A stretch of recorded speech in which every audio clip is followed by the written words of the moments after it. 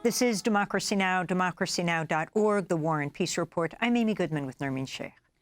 Gaza is the deadliest place on earth for journalists, by far. According to the Committee to Protect Journalists, over 100 Palestinian journalists have been killed in Gaza since October. The Palestinian Journalists Syndicate puts the figure even higher, at 140 journalists and media workers killed since the start of the war. According to the group, the deaths represent 10% of all journalists in Gaza.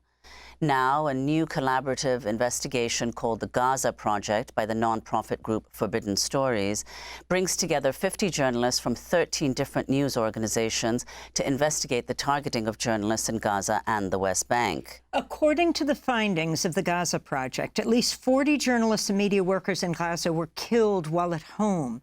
At least 14 journalists were wearing press vests at the moment they were killed, injured, or allegedly targeted. At least 18 journalists were killed, injured, or allegedly targeted by drones, and 6 buildings housing media offices were completely or partially destroyed. For more, we're joined by Hoda Osman. She is the executive editor for Arab Reporters for Investigative Journalism, which was a partner organization in the Gaza Project. Hoda Osman is also the president of the Arab and Middle East Journalists Association. She's based in New York, but today is joining us from Amman, Jordan. We thank you so much for being with us. We know that there is a delay in this broadcast. Can you start off by talking about the scope of the project and your major findings, Hoda?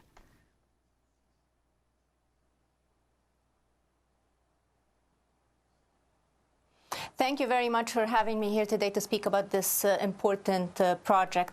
We started the project, we started talking about this months ago. It was a shock to all of us that just like the pure numbers, the scale of the killings of the journalists in Gaza was beyond any imagination. And by any standard, it's unprecedented. World War II, Vietnam, the Iraq War, nothing like this had ever happened to journalists before. It's a crisis not just for Palestinian journalists or Arab journalists, but it should be a crisis for journalists worldwide, the journalists community.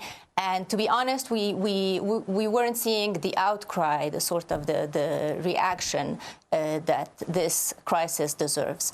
So I have to give credit to Forbidden Stories, the nonprofit based in Paris, whose mission is to complete stories for journalists who can't complete them either because they've been killed or censorship or detained. They brought us together to work on this project. As you mentioned, 50 journalists, 13 organizations. And in the beginning, when we started, really all we had was this like huge and tragic number, over 100 journalists killed.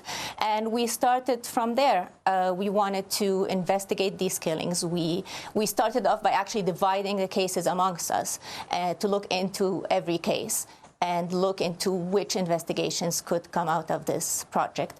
And I can speak about some of the main findings, which included, I feel like maybe one of the main results is just like collectively, by having worked on this for so many months and all of us together, to sort of push back against the claim, the Israeli claim, that journalists have not been targeted, and to show through the different investigations that we've produced. I think over 20 articles and reports have been published by the different organizations, that there is a systematic attacks on journalists in Gaza and the West Bank too. We actually have 2 stories out of the West Bank, including a story about a specific attack on a TV crew in the West Bank. So collectively, just by looking at all the investigations together, you can clearly see that this is not just random, or the notion that because of the scale of the destruction and the war in Gaza, that this is just a natural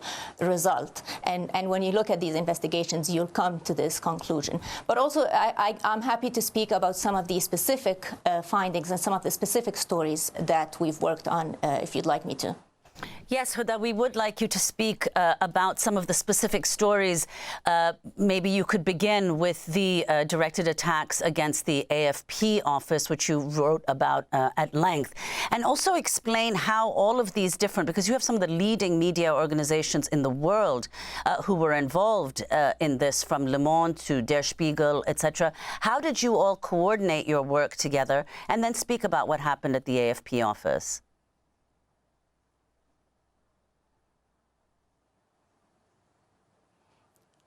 So let me start by how we all work together. Forbidden Stories was critical in managing this project. You can imagine 50 journalists in several different countries. So coordinating this project is definitely a challenge. But we all worked on all the stories. So once we've determined, after at the initial stage of doing some research about the different cases, once we've identified certain leads that we were going to follow, we created these subgroups, and anybody who's interested in one of these leads would join this group. And then we did what we refer to as radical sharing. Everybody was just radically sharing whatever they were doing. I was doing interviews, somebody else was doing like forensic visual analysis, someone else had access to documents, and everybody shared everything. And that's how, it's the power really of this investigation. I wouldn't have been able to do it alone.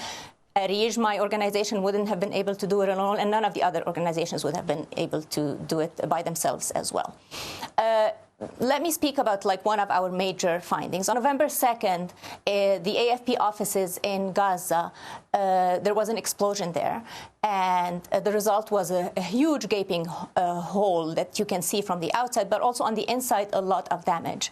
AFP regularly, as a common practice for foreign offices in Gaza, send their map coordinates, their location, to the Israeli military to tell them that this is a media office and it's not to be targeted. So when asked about what had happened, initially the Israeli army said that they didn't recognize that anything had happened. Then they said maybe there were clashes, and this was like as a result of the debris. And there were condemnations and requests for investigations, but then nothing really happened. And then we started looking into this. What we had really to work on this was the live footage from the camera that was stationed in the AFP offices. When the staff left in October after the Israeli evacuation orders, they left an unmanned camera that was connected to solar power. And these explosions were caught on camera on the live feed. And we were able to identify 4 strikes. And through analysis that was done by both Le Monde and Paper Trail Media, an organization in Germany that was part of this collaboration, and which was confirmed by an audio analysis done by an organization specializing in audio investigations, and by 6 weapons experts, we were able to determine that this was actually direct firing by an Israeli tank from around 3 kilometers away. We've identified a specific area that the firing happened from, and we were able to get satellite imagery that showed that 2 days before and the day after there were tanks in this area. And then while we're looking at all of this, I came across a story of a journalist who had been injured, and I noticed that he was injured on November 2nd in an attack on a local media company called the Palestine Media Group, PMG. And then we found out that they were actually on the same street, just a few hundred meters away, in this tall building, the tallest building in Gaza, on the 16th floor. So we found out what time this other attack had happened, and it turned out it had happened about an hour before the AFP attacks. And actually, I remember this moment. We were in a meeting, a virtual meeting with the AFP, the AFP team was working with us on this particular story. And we were like, checking the kind of the range of time. Let's check the live feed around this time. And we found that it was caught live on camera. So there were 2 attacks on 2 buildings, 4 strikes on AFP, at least 1 strike that we know of on the offices of PMG in this other building. The difference between the 2 is that at the PMG offices, there were 4 people, including 2 journalists, and one of them got badly injured in his leg. So this was one of our main findings. The Israeli military, we of course approached the military for a response before we published. And in its response, it still insisted that there was no targeting of the office. And Hoda, could you also speak, 2 of the other critical stories you covered were the attacks on the Press House-Palestine. Explain what Press House did, the services it provided to journalists in Gaza, and what happened.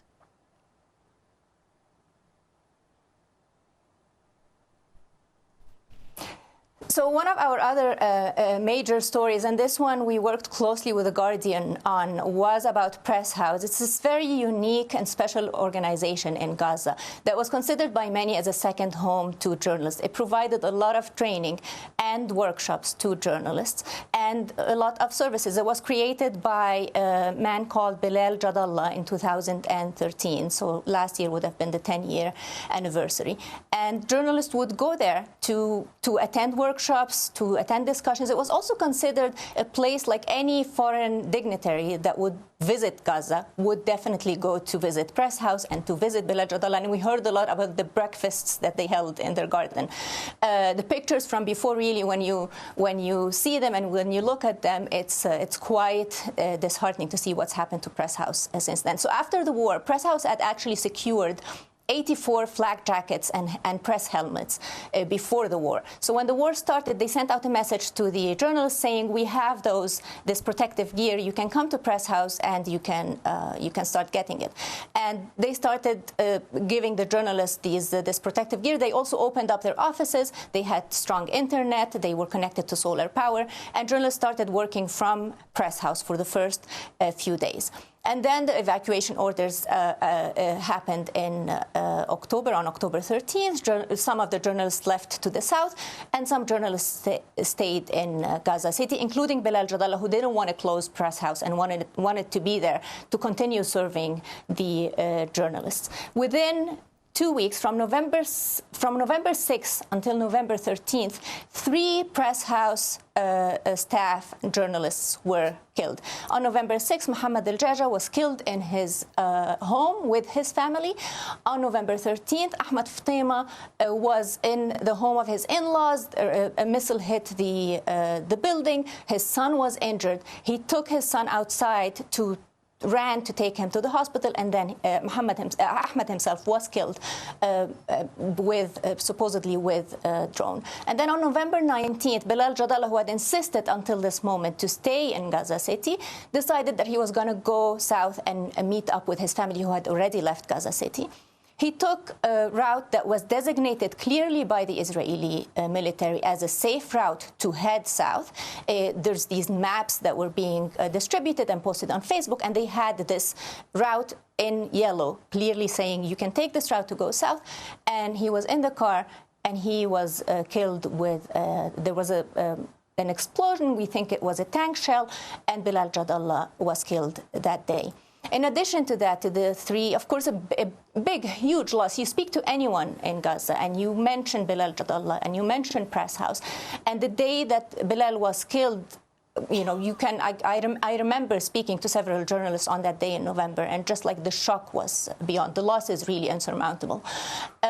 We also managed to speak to a witness who stayed in Press House. He's the former financial director and a good friend of Bilal Jadallah. And at some point, he had to flee his home, and he went and he stayed in the building that housed Press House for a few weeks. And during his stay, an Israeli tank came and stood directly in front of Press House and fired at Press House.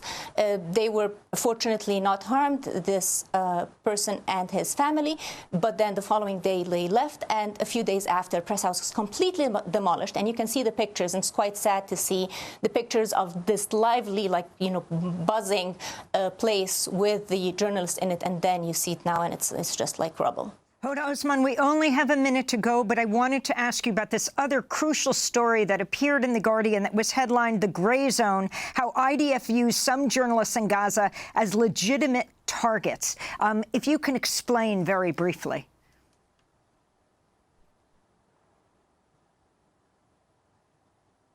So the news organization that lost, the media organization that lost the most journalists was Al-Aqsa, which is considered to be affiliated with Hamas.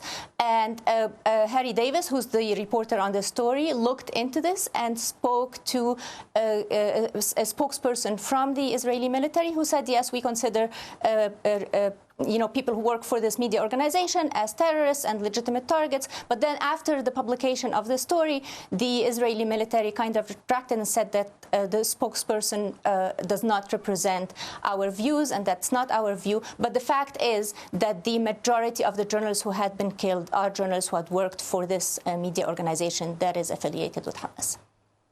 And towards the end of your report, Hoda, you talk about the journalists who have survived so far and what their conditions are. If you could explain what you found out from them, the people they've lost, the number of times they've been displaced.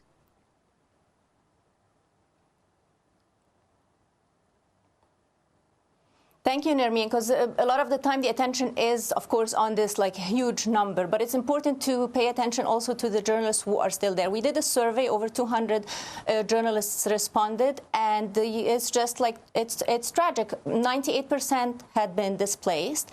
Many have lost family members. Around 50 had lost immediate family members, including, tragically, 11 journalists who lost one or more of their children. In addition to that, their homes have been destroyed.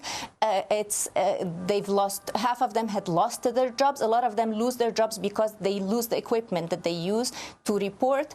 So it's really bad for the journalists who are there right now, especially when no foreign journalists are being allowed into Gaza to assist and to help with the reporting. We depend fully on these journalists who are reporting the story, but they are the story themselves. You write at the end of your article in The Intercept, quote, Roshdi al-Sarraj, a journalist who ran an independent media company that did work for the BBC and Le Monde, wrote on October 13th on Facebook that he intended to defy an Israeli army order to evacuate Gaza City. He said, we will not leave, and if we leave, we will go to the sky and only to the sky, he wrote in his post.